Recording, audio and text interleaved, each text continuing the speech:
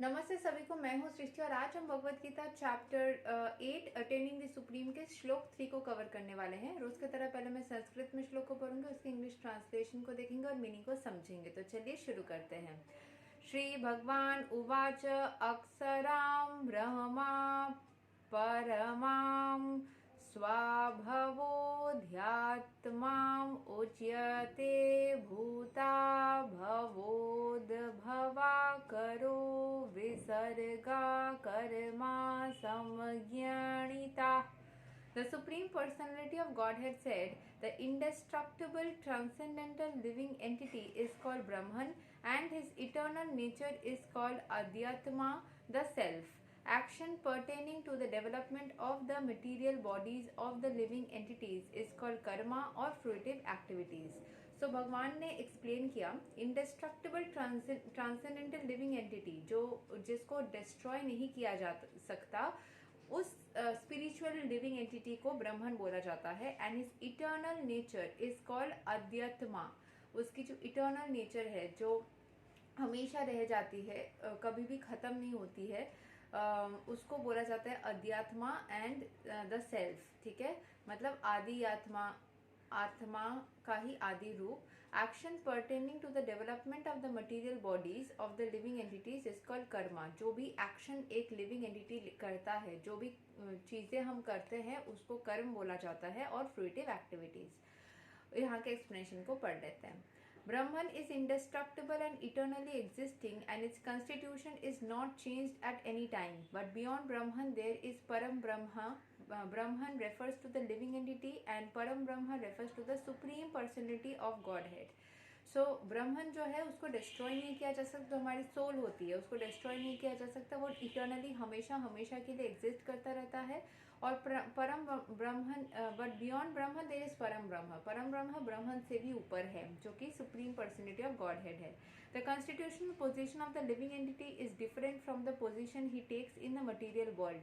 In material consciousness his nature is to try to be the Lord of matter, but in spiritual consciousness, Krishna consciousness, his position is to serve the Supreme. When the living entity is the material consciousness, he has to take on various bodies in the material world. This is called karma or varied creation by the force of material consciousness.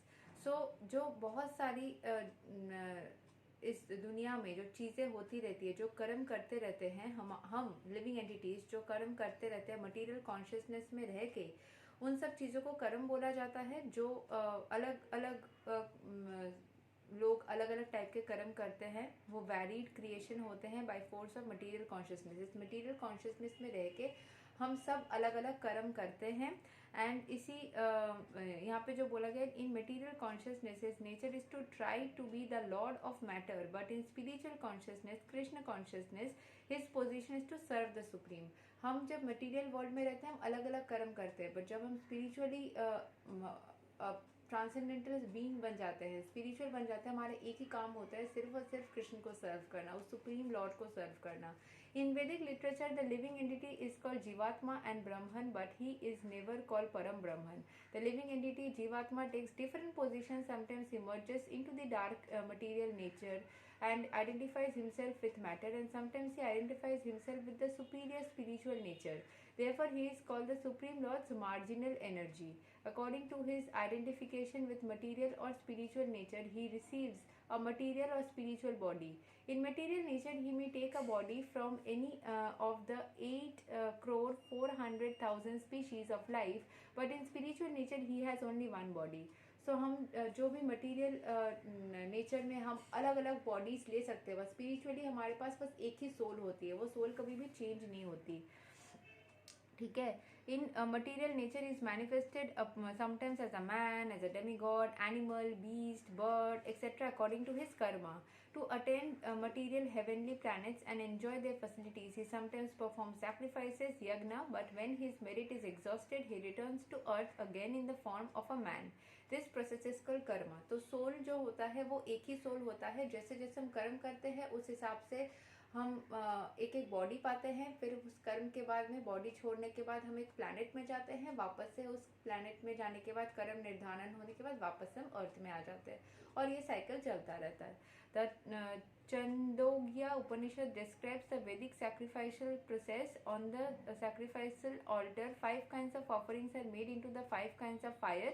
The 5 kinds of fire are conceived as the heavenly planets, clouds, the earth, man, and woman. And the 5 kinds of sacrificial offerings are faith, the enjoyer, on the moon, rain, grains, and semen. In the process of sacrifice, the living entity makes specific sacrifices to attain specific heavenly planets and consequently reaches them.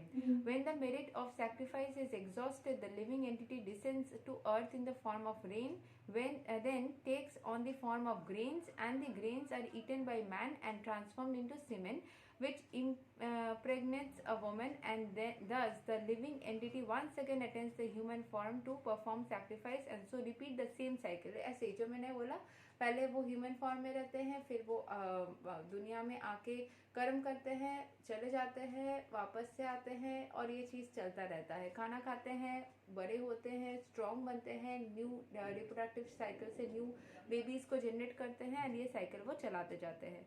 The living entity perpetually comes and goes on the material path. The Krishna conscious person, however, avoids such sacrifices. He takes directly to Krishna consciousness and thereby prepares himself to return to Godhead.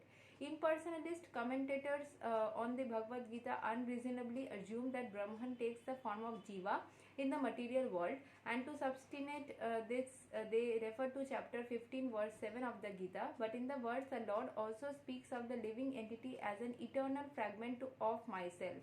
The fragment of God, the living entity, may fall down into material world, but the Supreme Lord Achyutya never falls down. हम जीवात्मा क्या है कि हम कोई एक material चीज़ से, मतलब वी कैन फॉल डाउन, हम गलत दिशा में जा सकते हैं, हम कुछ गलत कर सकते हैं, बट भगवान कभी वैसा नहीं कर सकते. Therefore, this assumption that the Supreme Brahman assumes the form of Jiva is not acceptable. It is important to remember that in Vedic literature, Brahman, the living entity, is distinguished from Param Brahma, the Supreme Lord. So, जो परम ब्रह्मा है और जो ब्रह्मन है वो दोनों अलग अलग है, क्योंकि जो ब्रह्मन, जो सोल है हमारे अंदर भी, वो सोल है, वो गलती कर सकता है, लेकिन जो ईश्वर है वो कभी भी गलती नहीं कर सकता. ये था श्लोक number 3 of Bhagavad Gita chapter 8. अगले वीडियो में श्लोक 4 को कवर करेंगे. तब तक के लिए हरे कृष्ण, राधे राधे, जय श्री राम.